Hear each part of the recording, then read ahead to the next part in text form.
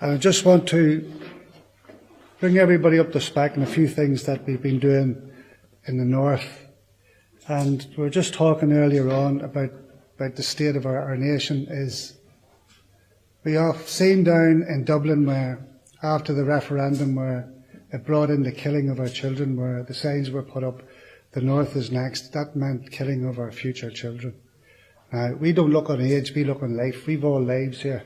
We're all different ages, but it's life. And life is very precious. We don't give up anything.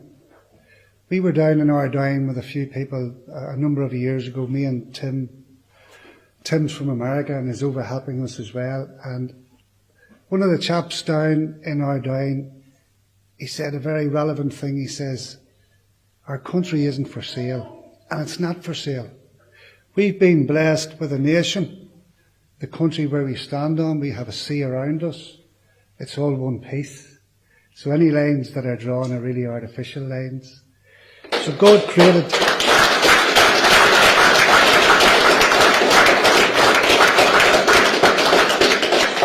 He created something nice, and He created something beautiful, and He created something unique, which each of us are. Each of us are so unique. It's like every snowflake is different. Every cell in our body could be very different. But God knows us all. Now, we are in discussions with unionist leaders here in the north, and we don't have what they call a cigarette paper between us on these issues. And look at the base issues that they are. They're the first issues in Christendom, which is love God and love your neighbour as yourself. Now, we all say we love God, and our neighbour as ourself is the most unique, most defenceless, and the most beautiful innocent children that the South is prepared to kill. Not for Ireland, because Irish people shouldn't be killing children. We should be helping. We should be helping people all the time. So, on those issues, the unionists are hand in hand with us. Now, there's something different. And we meet with them regularly, and they keep us up to spec what's happening in Westminster and what's happening locally. And when we went to them and we said to them, will you put on your leaflets that basically in the private talks it says, stand up for Catholic children about to be born in Ireland.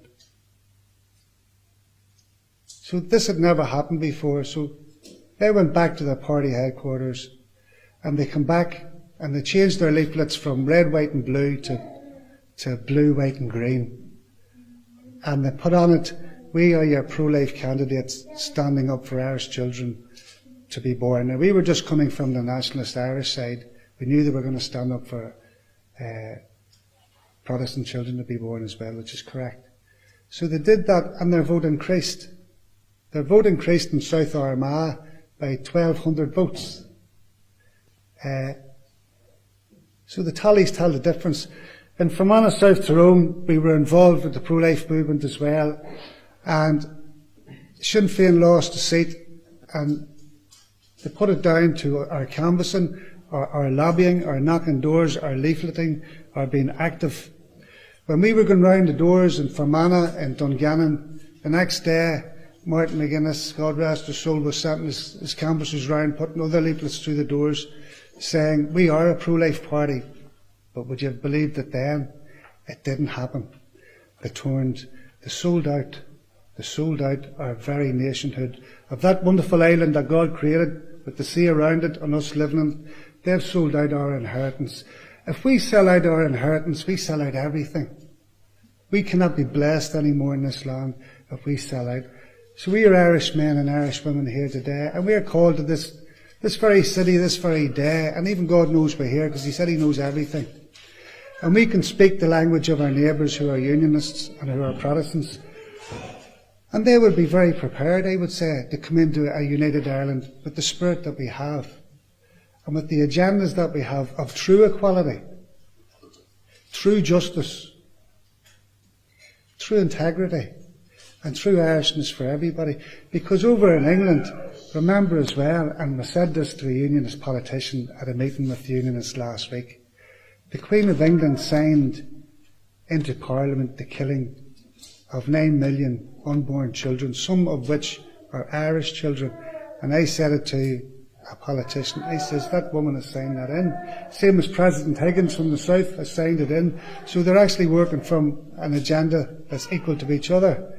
And he says, yes. He says, that could cause a constitutional crisis if the Unionists went against that. But we're standing for what's right. You have kings and queens here, but there's a higher power above that. And that's the accountability that every man and woman in Ireland will have to give an account to.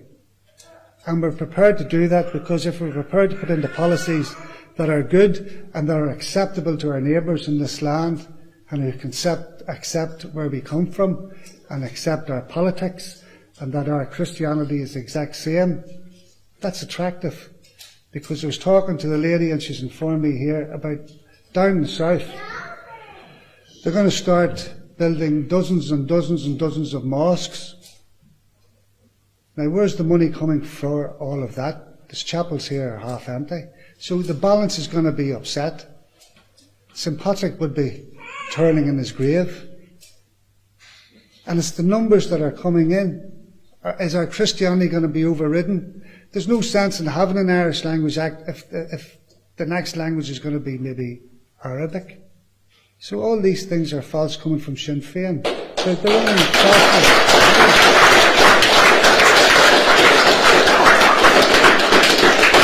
and that beautiful little island with that beautiful sea around it, he gave us that language, he gave us that language. Although we don't all speak it as we should. But we're trying to move it along, we're trying to encourage it as much as we can. Because remember, there's no sense, if you say you want the Irish language, an Irish Language Act, if you're going to start to kill the very unborn children who should be speaking that language. It doesn't work.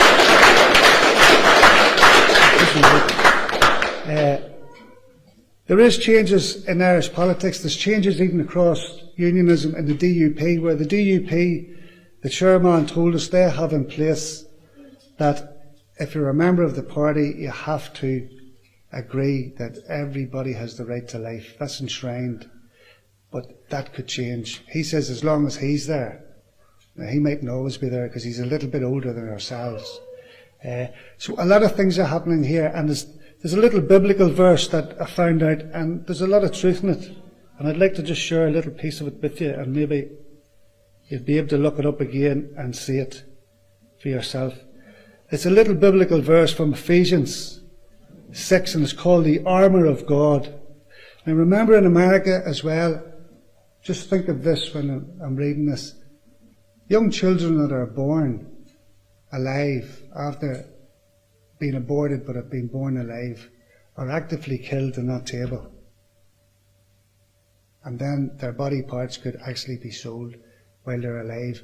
And they lit up the buildings in New York City to celebrate that. Now, that's not Irish.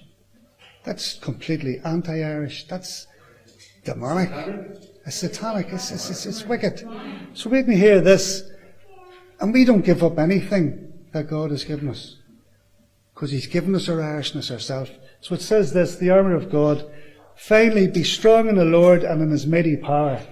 Put on the full armour of God so that you can take your stand against the devil's schemes. Because he's a schemer. He's trying to hoodwink us. For our struggle is not against flesh and blood, but against the rulers, against the authorities, against the powers of the dark world, and against the spiritual forces of evil in the heavenly realms.